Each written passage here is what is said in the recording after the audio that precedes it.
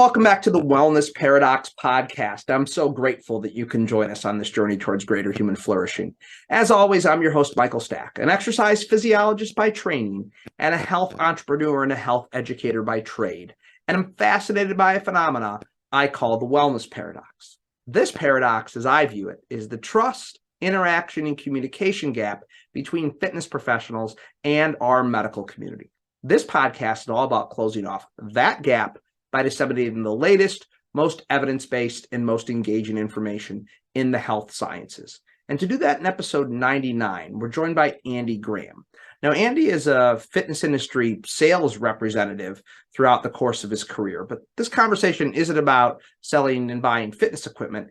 This conversation is around Andy's blog, AgeIsNoBarrier. And this discussion is going to be about the lessons that we can glean from the aging athlete, not necessarily the aging adult, but the aging athlete, the person that wants to stay active and athletic as they age. And certainly we're going to get into some principles around training and recovery. But more importantly, I think the most insightful things that we can glean from this conversation are really the lessons behind what motivates the athletic adult to continue to be active. And as Andy will mention in this conversation, it's a lot about community and enjoyment of activity. And that's certainly a lesson that all fitness professionals can use, regardless of what population that they're working with.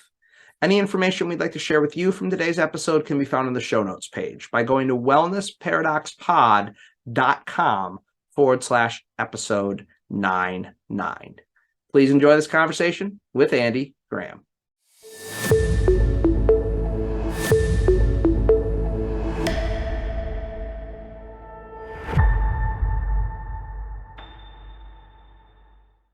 Today, we're delighted to be joined by Andy Graham. Andy, thank you so much for joining us. Happy to be here. So this is going to be a fun conversation. And we were just talking before we came on the air about the idea of athletic aging. And so we're going to dive into that concept here as we talk. But before we get into that, just tell us a little bit about your background so we have some context for this discussion. Background for the last 30 years, I've been a salesperson in this industry. Yeah. I've served everything from sales management, managing partnerships, all of that. But the common thread through my entire career has been the whole why I'm in this industry. And that's really just because I'm huge.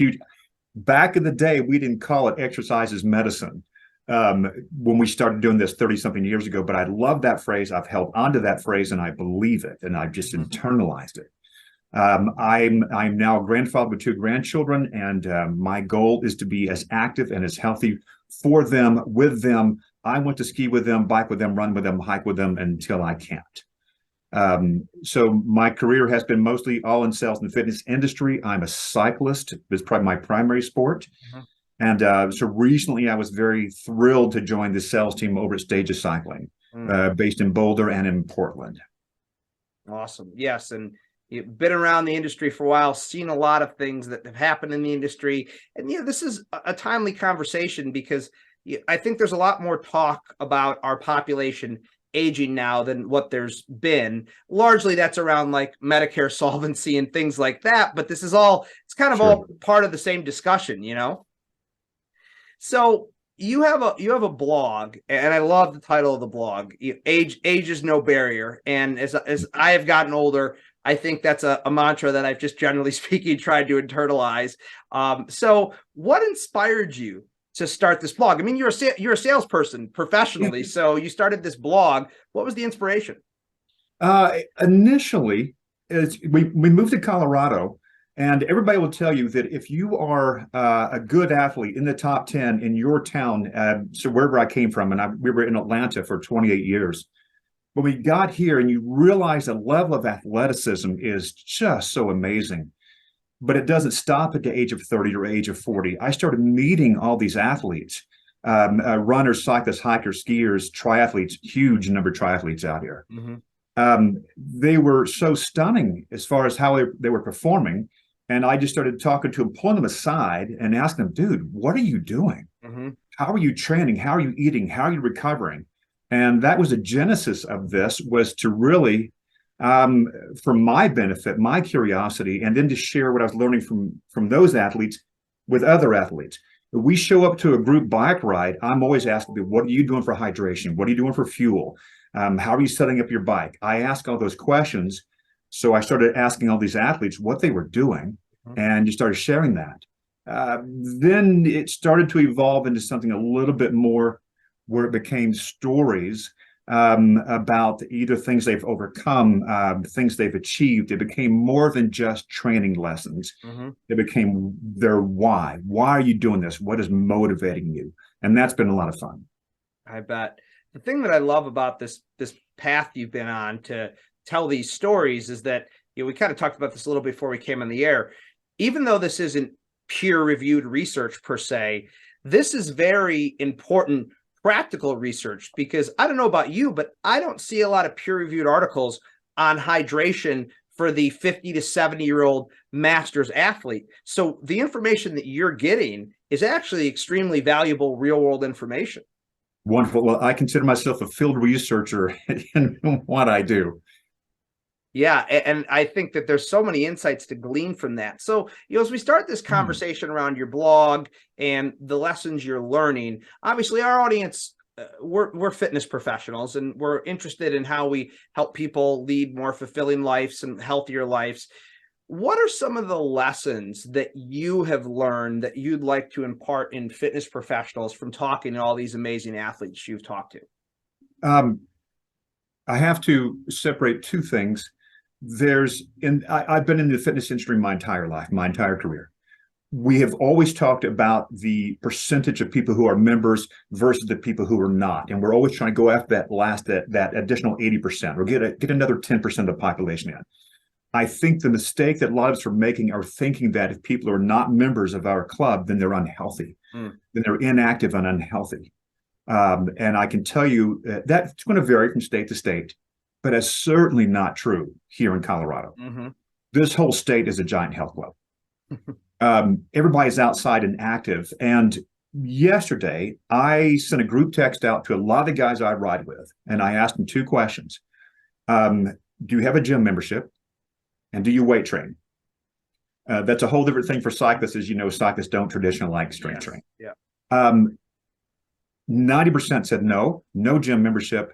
80% said yes, we do strength training. You've got a massive demographic out there of these older athletes that simply look at traditional fitness centers and say, you're not attracting me. And I want to emphasize how large this demographic is. I don't want people to think that just because a bunch of men are out wearing spandex on bicycles, that it's a small group.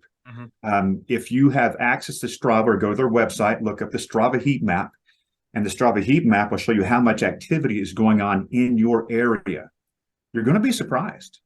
And that is not just cyclists, that's cyclists and runners, but there's a tremendous amount of older outdoor athletes in your area and for these fitness centers that you are not appealing to.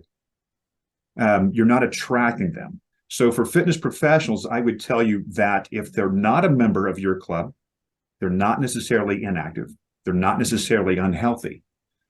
You need to be base camp for them.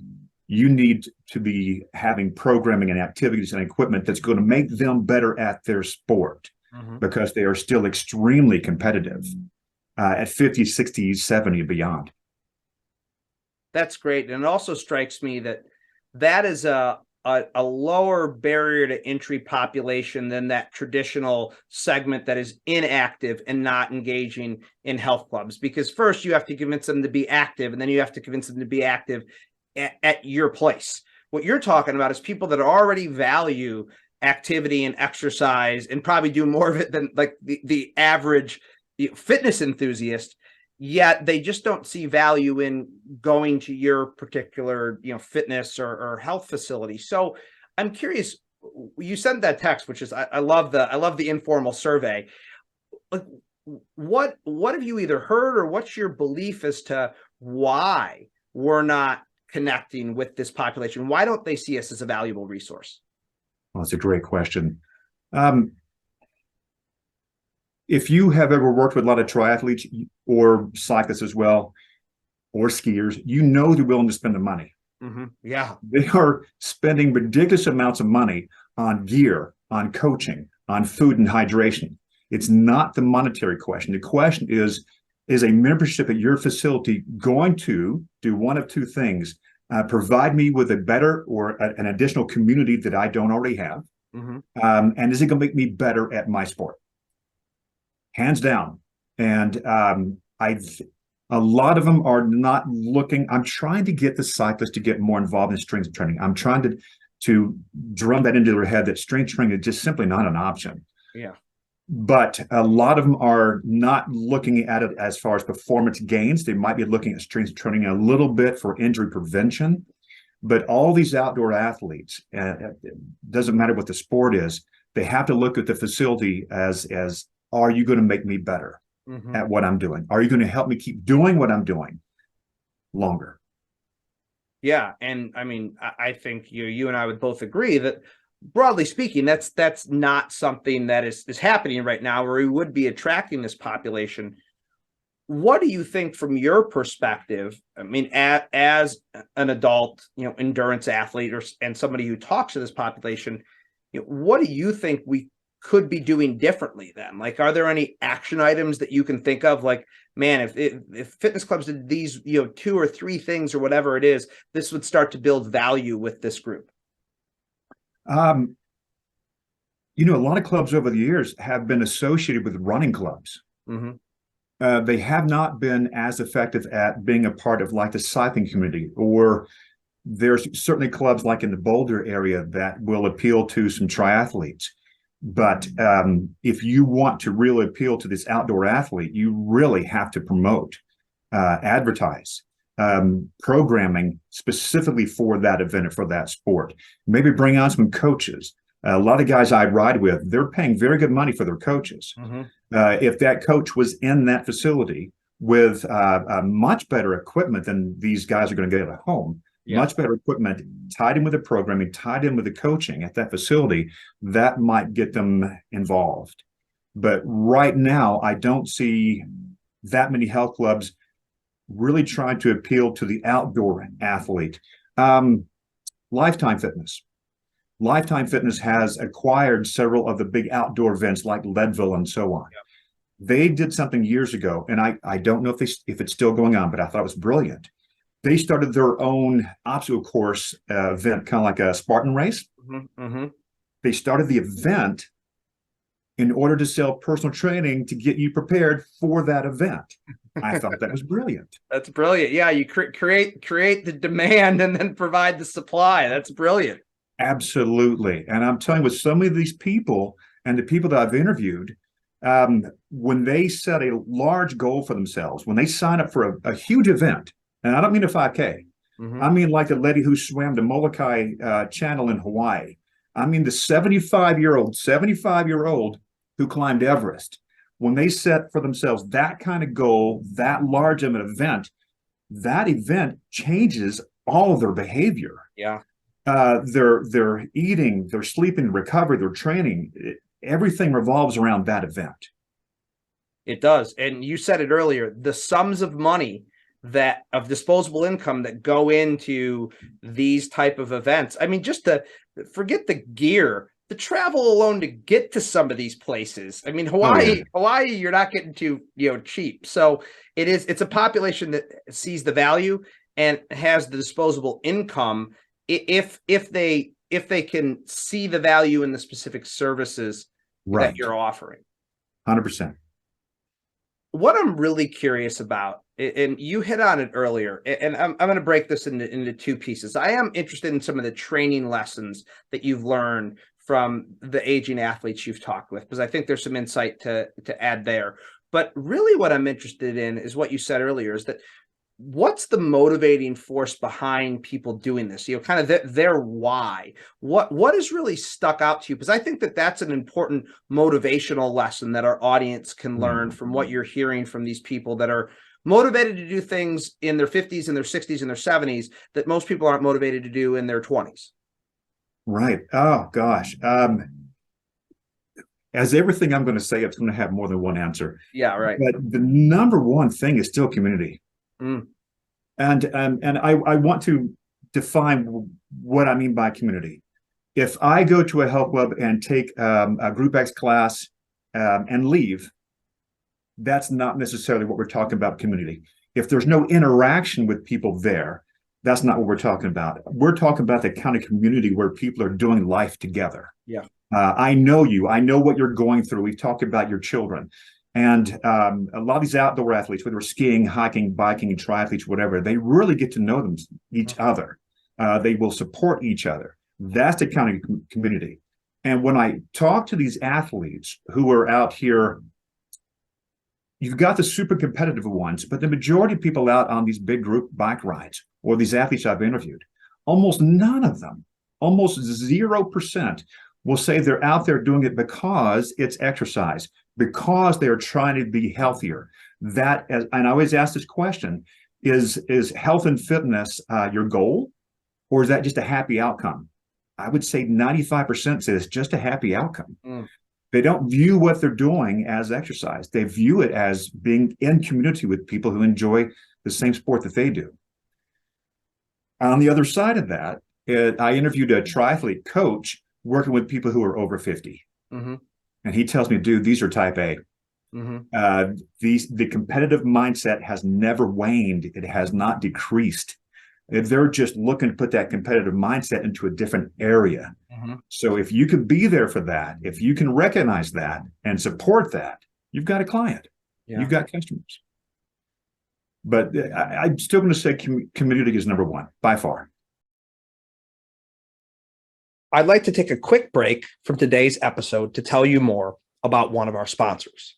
As all of you are well aware, the COVID-19 pandemic has been absolutely devastating for the fitness industry, with upwards of 1/3 of our clubs closing nationally on a permanent basis. One of the few stabilizing forces during this very tumultuous period of time has been IHRSA, the Global Trade Association for the health and fitness industry. On my crusade to make fitness professionals part of our healthcare continuum, the work that IHRSA is doing is absolutely vital. They provide advocacy and lobbying support at both the federal and the state level. They support state alliances in many ways, and they also provide resources and best practices to club owners, operators, and individual fitness professionals. Indeed, if we are truly going to become part of the healthcare continuum, we must speak with one unified voice. We must have best practices that we implement, and we must come together as an industry to ensure the public, the medical community, and lawmakers hear our message loud and clear, that movement is medicine and it is essential. That is the work that IHRSA is doing. They've recently revamped their membership structure, allowing large clubs, small clubs, boutiques, and individual professionals to join the organization for an appropriate price that allows them to have access to all of these many great resources and allows us to unify and amplify our voice as an industry. For more information on the amazing work that IHRSA is doing, go to their website, IHRSA.org. That's IHRSA.org, IHRSA.org, to look in a little bit further into the work IHRSA is doing to unify our industry, to move us closer to being a part of that healthcare continuum. Now back to today's episode. And I think that's such a fascinating answer, because I think, we've seen here our industry in particular, and you've been around it, during COVID, that was the one thing that was taken away. And, we didn't have, at least the kind of traditional commercial space, didn't have that community. Now, in the kind of the outdoor endurance athlete world, you guys were in most cases able to maintain that community to a certain degree, but that was really taken away. And the one thing I've said many times since COVID is that, yes, you can get a good workout on your Peloton. You can get a good workout with the mirror and the tonal and all these things at home, but you can't get the community element. And what you said about, the reason that these people are doing this is because, they're in a group of like-minded people in a community, and that's valuable to them. And it's not the health and the fitness, right? It's not like I want to live longer. It's I want to be around people that think like me and like to do things like me. That's Sure. powerful. Sure. The health and fitness mindset will come. Yeah. It will come if you start. I interviewed the leader of the Fort Collins Cycling Club. This is a large group, and they certainly have the top tier, some very competitive people. But by far, the fastest growing segment of his rides are the social rides. These are the people who are showing up. They're not hardcore. They're not riding the $12,000 Aero Cervelo S5. They're showing up and they're loving it. They're learning. They might become more competitive, but at the very least, they're going out for a 30 or 40-mile bike ride with a huge group of friends, and they're loving it. And of course, afterwards, that community keeps going. They're stopping, and I don't know if we should discuss alcohol on the Wellness Paradox podcast. We can. Everything in moderation. Absolutely. But this group will finish a ride at a little craft brewery place, or go out to dinner together, or have a potluck. There's a guy down in Erie, Colorado, that for over 20 years, he would do a Tuesday night bike ride that finished at his house for a potluck. 20 years. And let me tell you, that created some extremely loyal cyclists that all got to know each other very well. Yeah, and there's also lessons here, and I don't want to deviate too much on this, but there's also lessons here for our industry in terms of the importance of how you intentionally cultivate community. I'm not suggesting that every Tuesday night at your fitness facility, you need to have a potluck, but it's clear that it's the community aspect that keeps a lot of these people coming back, not the fact that they've increased their VO2 max by 1.5%. 100%. We all have communities. Yeah. It's just whether or not it's going to be a health and wellness type of agreement or a group. I have a lot of friends that are involved in very tight groups with less healthy activities. Yeah. But community people are driven for this. They want this. They tie into it. When they get there, they don't want to disappoint the people they're with. They show up for support they receive and to give support. It's an amazing group. Yeah, what you just said there, I think, is really important. There's an accountability aspect to this too that's kind of baked in, right? Like, you don't want to miss your ride because you don't want to disappoint your buddies. Exactly right. Exactly right. So let's go on the other side of the coin, Andy. Let's talk about what you're learning in terms of how these individuals manage their performance. Because like I said earlier, I read the journals. I read the Journal of Strength and Conditioning Research and Medicine and Science and Sport and Exercise. I'm not seeing a lot of, study populations that are the groups of people you're talking to. So I guess my two areas of interest, one, how does this group manage, injury and recovery from what you've seen? Because we know, look, I mean, all of us as we age, we know we don't recover as well as we used to. So that's kind of the first part of the question. And then I'm curious if you have any insights on performance. But let's start with that first one. What are you hearing from your contemporaries about how they manage their recovery and their injuries? It's a great question, because it's one of the things I always ask people is at the age of 50 or 50 plus, at what age did you find that you were not recovering from injuries as quickly? Honestly, I've been very surprised that the majority of people feel like they still are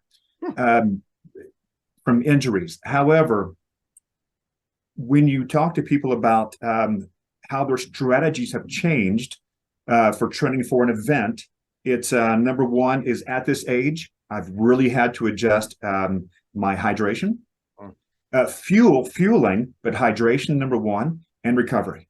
They're taking longer times in between the really hard efforts. They're a lot better about not overtraining at this age.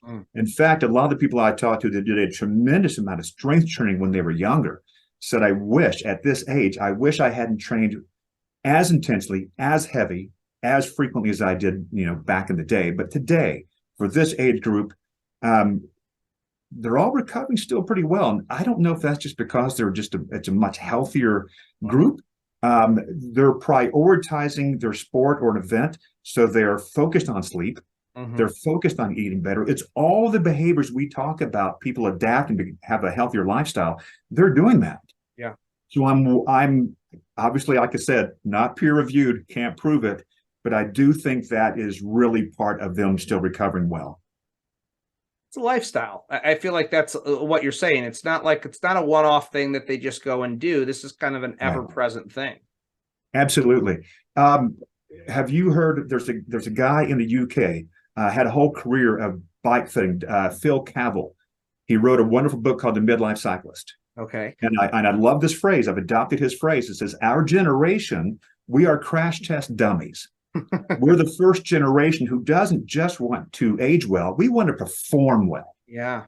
And that performance mindset that is still driving us is well, one thing, it's showing that we can still perform at a much older age. We can still perform recovery. The muscles will still respond.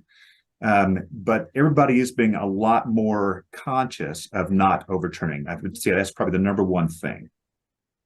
Yeah, I do get the sense that as you get older, I think it is kind of the live and learn adage. I feel like as you've done things and gotten injured from doing things, you realize that maybe I can't do that or do it quite like that. Right. But I just have a friend of mine, he's 63 or 64.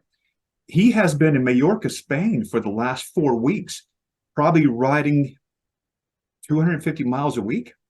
Okay. So putting out that kind of effort with a tremendous amount of climbing around that island and recovering well from that is amazing.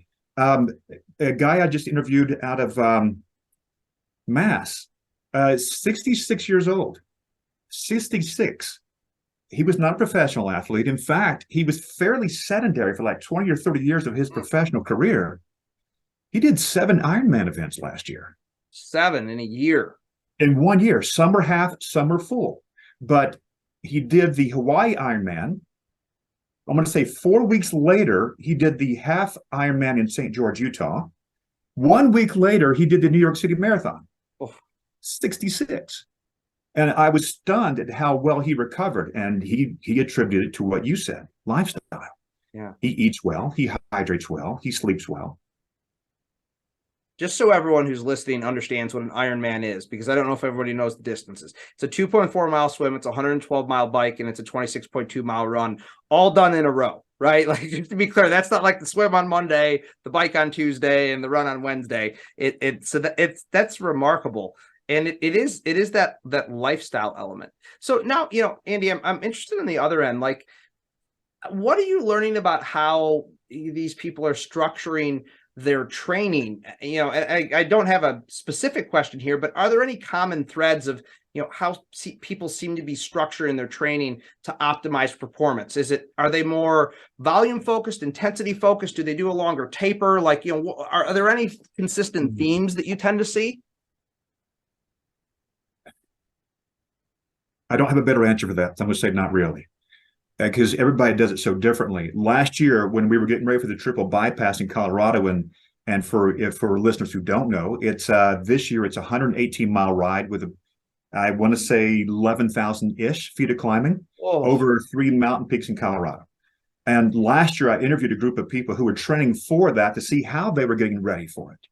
And I would say the majority of people were not working on any kind of structured program. Their focus was just to keep doing what they've been doing, going out in some really aggressive group rides, and taper a little bit the week before. A few people were on a very structured program. I think they were smart. They tapered a little bit sooner, which is my goal this year.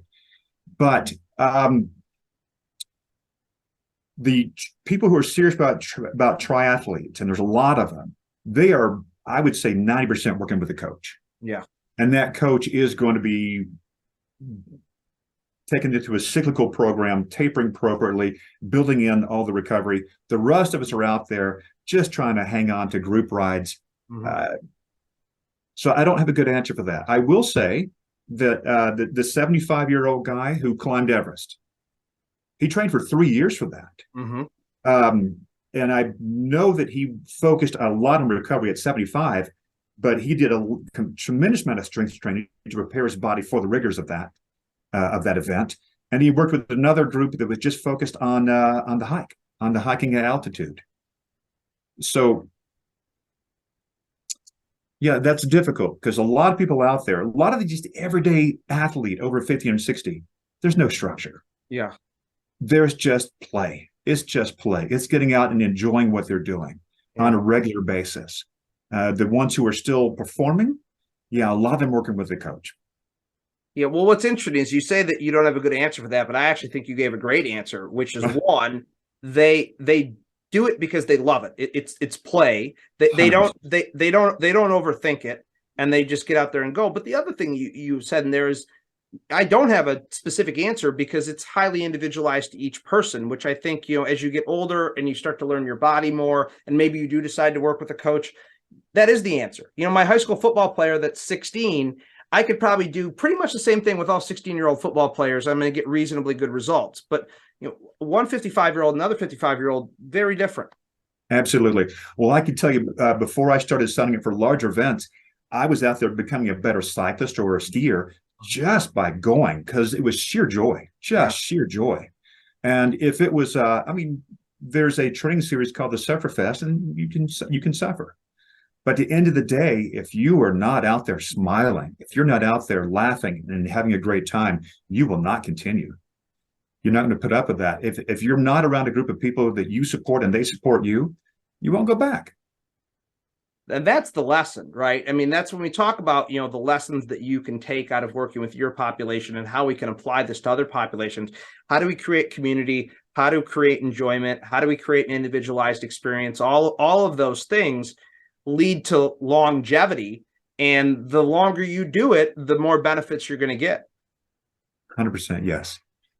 And of course, on my side, because I've spent the last 30 years in this industry, my focus, what I'm trying to get a lot of these athletes to do, is to focus a little bit more on strength training, because we know that as we age, it's just not an option. That if you want to keep all these activities and sports going in your 60s and 70s and 80s, you have to strengthen the body, keep the body strong, focus on mobility, focus on power. Dr. Signorelli was talking about power training. Roy Simonson, the man who started Cybex and then free motion and all that, an amazing athlete. And I asked him, why do we lose power as we age? And he said, because we expect to. We don't have to. We expect to. Yeah. We stop training for power because we think we can't. Yeah. So a lot of these things are just mindsets that go away as you get involved in the activity. Yeah, you got it. And yeah, we had Dr. Signorelli on, I think episode 92, possibly 93, and we'll link that up in the show notes. But I mean, Dr. Signorelli himself is, older and still actively engaged in this. And yeah, we think we lose a number of things as we age, I think, because we just expect it to happen. But I think the people that you talk to and that you ride with and you are in community with, I think they're a testament to the fact that if you use it, you don't lose it. Absolutely. I wish we could get people involved in health and sports and wellness at a much younger age. It's much easier to keep them healthy, keep them the muscle strength and bone density as we age if we start younger. However, the guy I told you about that did the 7 Ironman events, like I said, he was mostly sedentary for at least 20 years.